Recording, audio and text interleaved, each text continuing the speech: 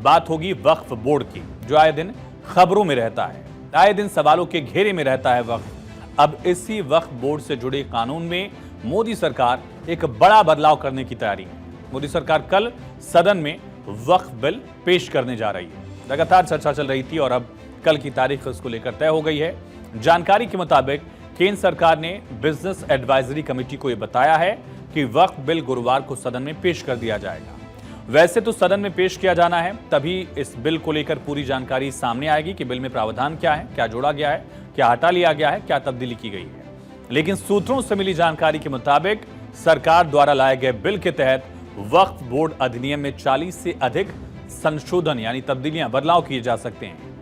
केंद्र सरकार वक्फ बोर्ड को नियंत्रित करने वाले 1995 के कानून में संशोधन करने के लिए बिल लेकर आ रही है। क्या क्या बदलाव होने की संभावना है, ये भी आपको बताएंगे, लेकिन उससे पहले आपको बताते हैं कि वक्फ बोर्ड की दरअसल क्या तस्वीरें रही हैं, क्या वो अहम फैक्ट्स हैं जो चर्चा में हैं। दरअसल पहला वक्फ अधिनियम जवाहरलाल नेहरू की सरकार में 1954 में पारित किया गया। पहला संशोधन 1995 में आया और फिर 2013 में दूसरी बार संशोधन किया गया। दुनिया में किसी भी देश में वक्फ बोर्ड के पास इतनी शक्तियां नहीं है जितना भारत में है। किसी मुस्लिम देश में भी वक्फ के पास इतने पावर्स नहीं है जितना इंडिया में है। यहां तक कि सऊदी या ओमान में भी ऐसा कानून नहीं है। वक्फ के पास जमीन चले जाने पर इसको पलटा नहीं जा सकता है, चैलेंज नहीं किया जा सकता है। पावरफुल लोगों ने वक्फ बोर्ड पर कब्जा कर लिया है। दुनिया में सबसे ज्यादा संपत्ति वक्फ की भारत में है।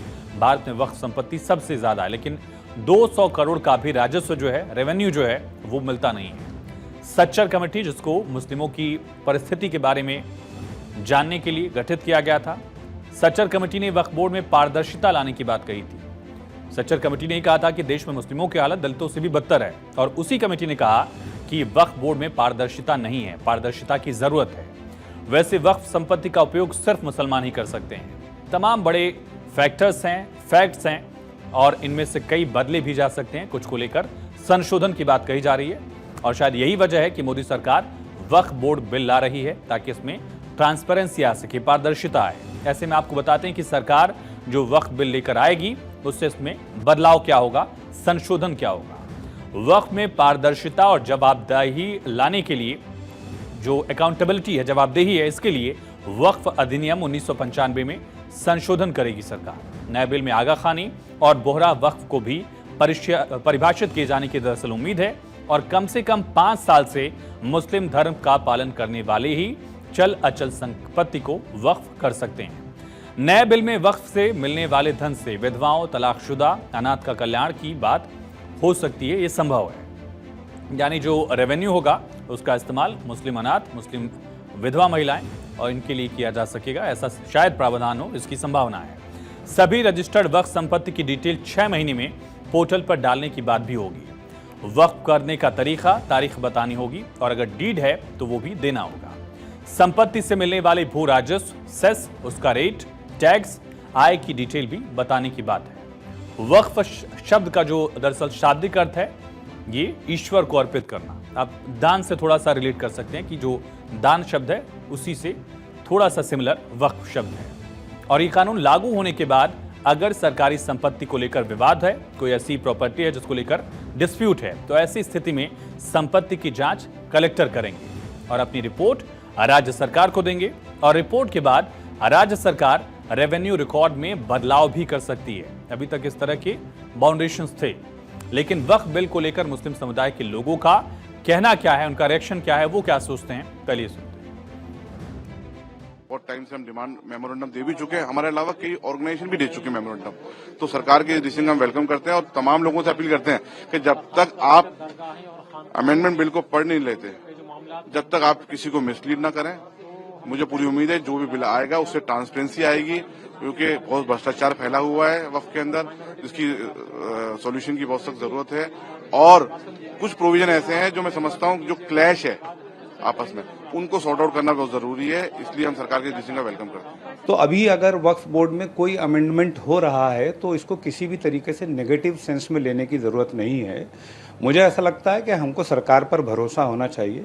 सरकार सबका साथ सबका विकास को समर्पित सरकार है। ये किसी भी तरीके से न तो शरीयत में अमल दखल हो गया है, न किसी तरीके से वक्फ बोर्ड की पावर कम या ज़्यादा करने की ज़रूरत है। तो सरकार वक्फ से जुड़े 2 बिल संसद में लेकर आएगी। एक बिल के जरिए मुसलमान वक्फ कानून 1923 को समाप्त किया जाएगा और जो दूसरा बिल है इसके जरिए वक्फ कानून 1995 में अहम बदलाव यानी संशोधन होंगे। सरकार का कहना है कि बिल लाने का मकसद जो है उद्देश्य वक्फ संपत्तियों का बेहतर प्रबंधन, बेहतर संचालन। जैसा हमने आपको बताया कि दुनिया में सबसे ज्यादा वक्फ की संपत्तियां भारत में हैं, लेकिन रेवेन्यू 200 करोड़ से भी बेहद कम है। बताया जा रहा है कि इस बिल के जरिए वक्फ बोर्ड में जारी अनियमितताओं पर ब्रेक लगेगा। वक्फ बोर्ड को अपनी संपत्तियों से हर साल करीब महज 200 करोड़ की ही आमदनी होती है और नए बदलाव का मकसद यही है कि गैर कानूनी तरीके से कोई प्रॉपर्टी वक्फ बोर्ड में न जाए और इसमें ट्रांसपेरेंसी हो। 2009 में 52,000 करोड़ से ज्यादा प्रॉपर्टीज वक्फ के तहत थी। 2013 में आंकड़ा 4 लाख करोड़ तक पहुंच गया और 2024 में डबल होकर 8 लाख करोड़ से ज्यादा प्रॉपर्टीज वक्फ के तहत अब आती हैं और सरकार की तरफ से कल लोकसभा में इसको लेकर बिल लेकर आया जाएगा।